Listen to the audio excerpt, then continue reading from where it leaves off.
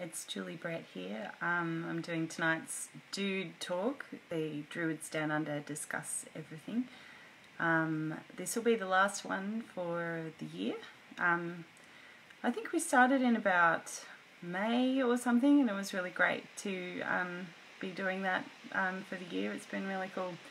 I hope you've been able to catch some of the previous talks, and if you haven't, you can find them in the video section of the group, or you can find them on the SerpentStar OBOD YouTube channel. And I know we're a little behind, I think, in uploading the more recent ones, but we'll get to that eventually, so you'll be able to see them there if that's helpful. I hope you're doing well with since I last came and had a chat. It's been kind of hectic here with the fires and everything, but it was really great to have a conversation today with some of you about how ritual and the way that we understand fire can be different in times where the fires are more threatening or seemingly out of balance. And that was a really great conversation. If you didn't catch that, you might like to go into the group and have a look, because that was really yeah, I really enjoyed that discussion the last couple of days. It's been really good. But today I wanted to talk about the article by Kathleen Matthews. It's a pretty old article, and we've shared it on the group quite a few times. It's from 2013 from her blog, and she talks about this idea that we have the 12 days of Christmas between Christmas Day and the 6th of January, where we can do an augury that'll give us a reading, a divination for the whole year to come. So the idea is that that's kind of like a time out of time before the new year begins.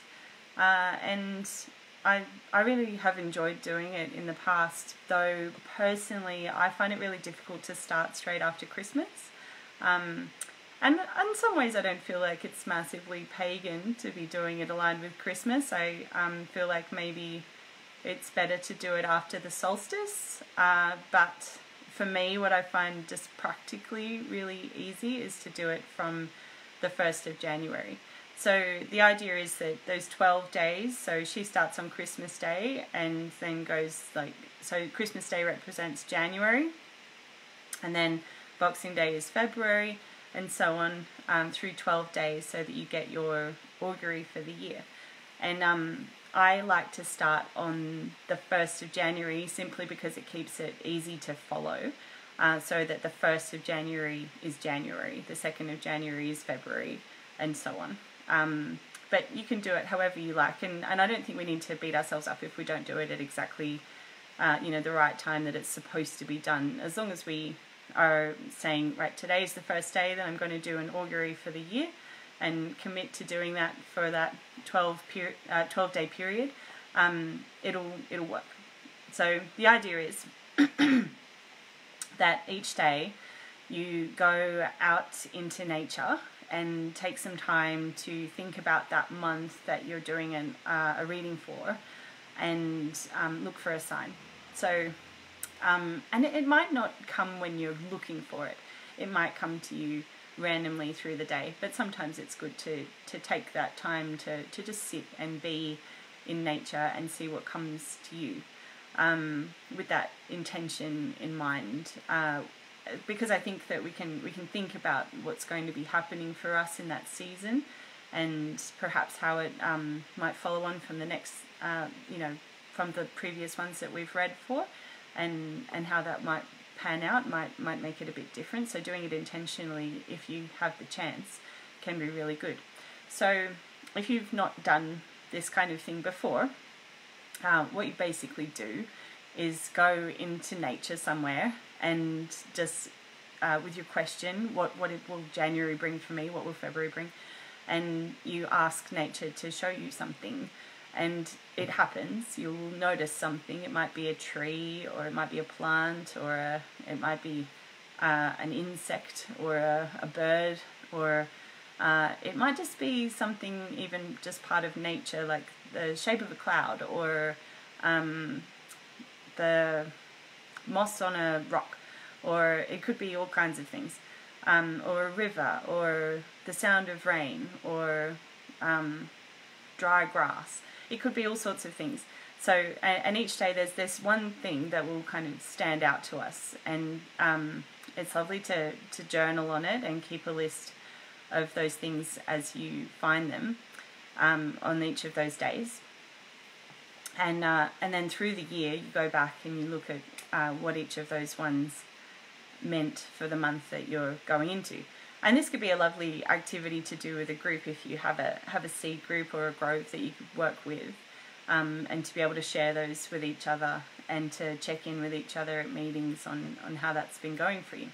So yeah, so how to interpret the meaning. Say you get a bottle brush is something that stands out to you for January. How are you going to work out what that means? You can either do it from your own intuition, maybe sitting with it and thinking about that month is going to give you some ideas about what it means for you or is going to mean for you.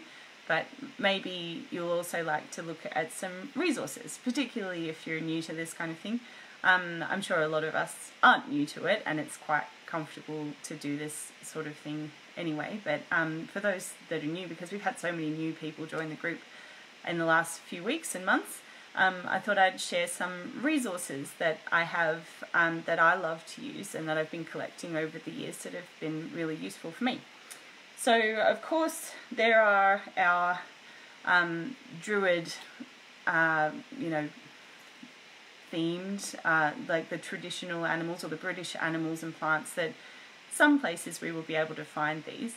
And there's lots of nice resources for those. Of course, there's the Druid Animal Oracle, sorry if it's backwards, by Philip and Stephanie Cargon, which has some of the birds and animals in there we do have as well, so it's not completely useless to us, of course. And what we can get from that in just reading it is an understanding of how Druidry understands animals and uses the symbols of animals and their natures to understand what they mean for us. So in a way it can just help us to get that groundwork and that structure of how to do it, and then we can apply that to the bottle brush or whatever it is that we've noticed.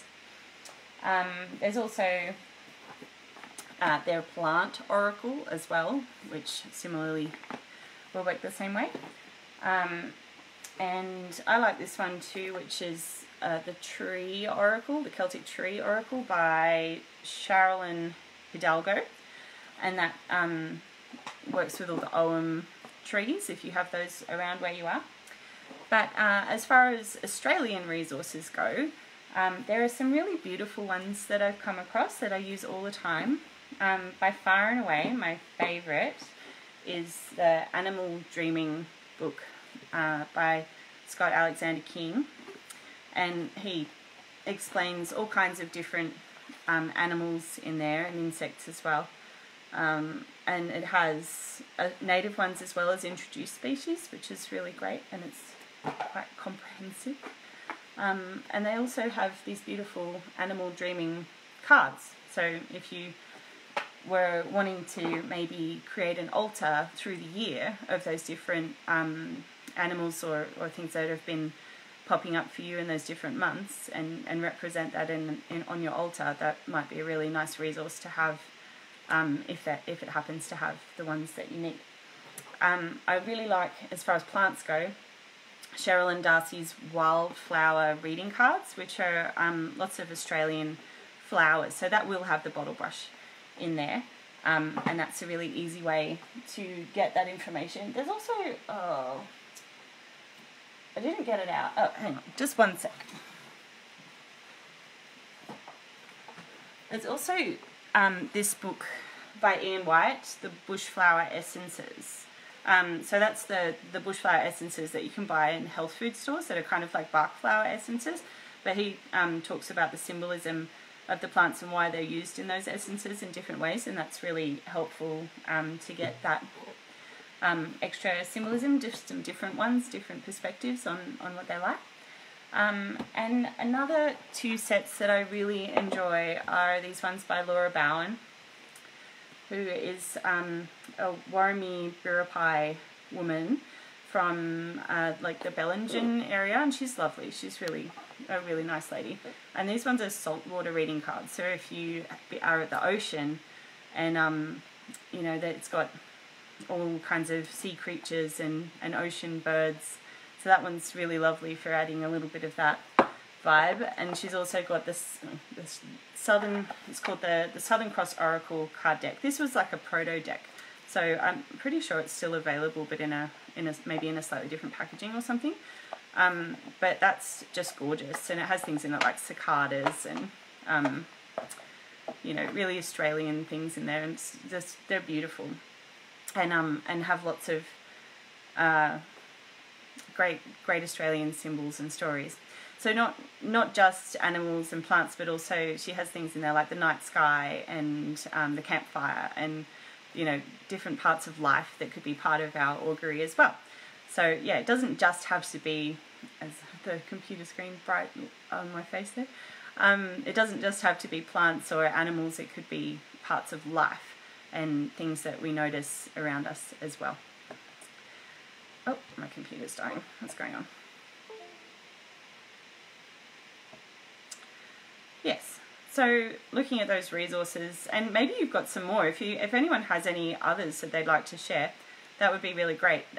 If you could share those. There's all kinds of decks available. Of course, there's also Sandra's deck, which has some other concepts and themes in it that would be really good. The Druid Wisdom Oracle.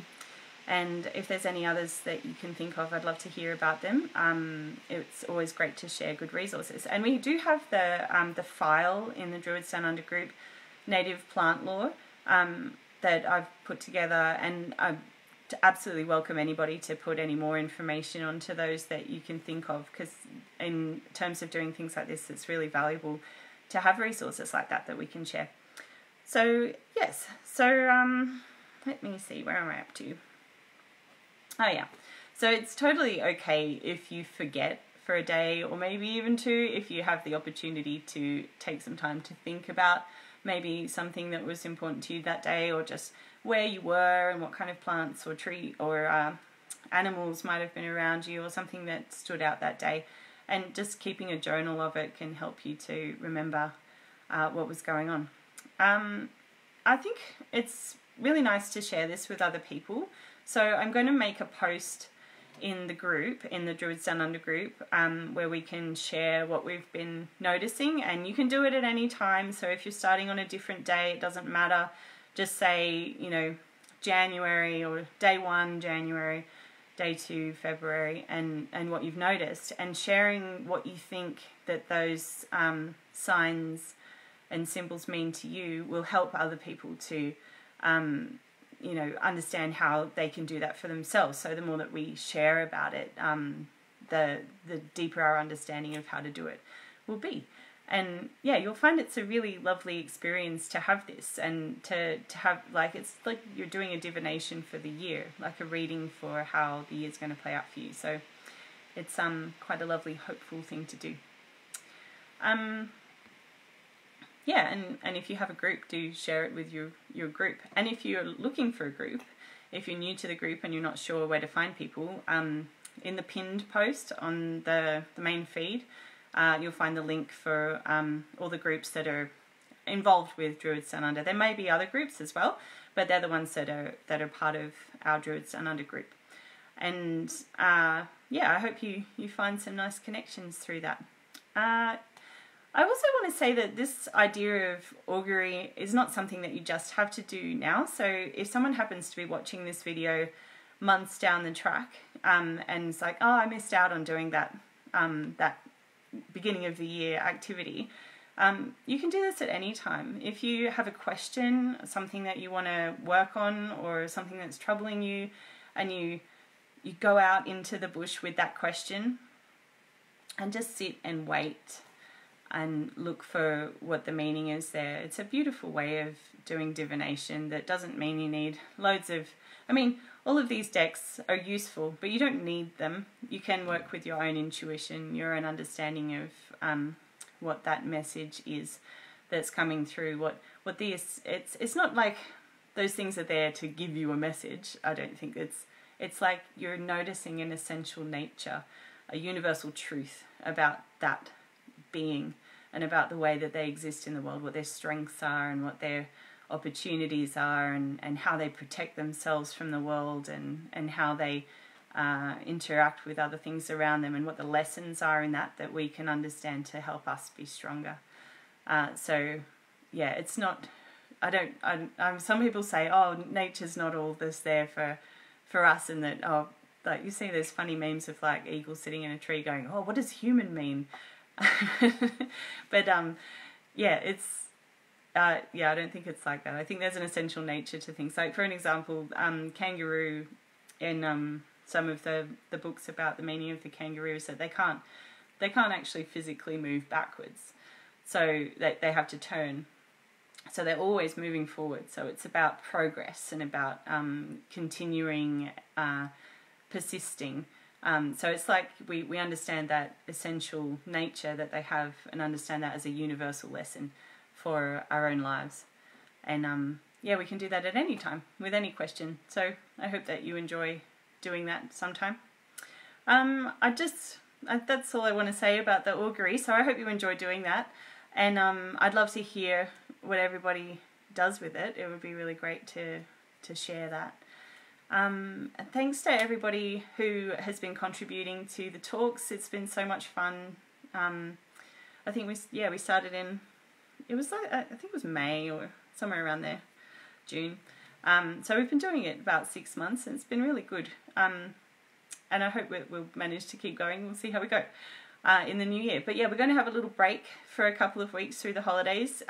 Summer is an intense time, and it can be difficult to deal with life as well as think about things and get subjects going. But we do have some planned for January, so we will be back in action after a few weeks, and we'll get a notification up about who'll be on next, a few days before it happens.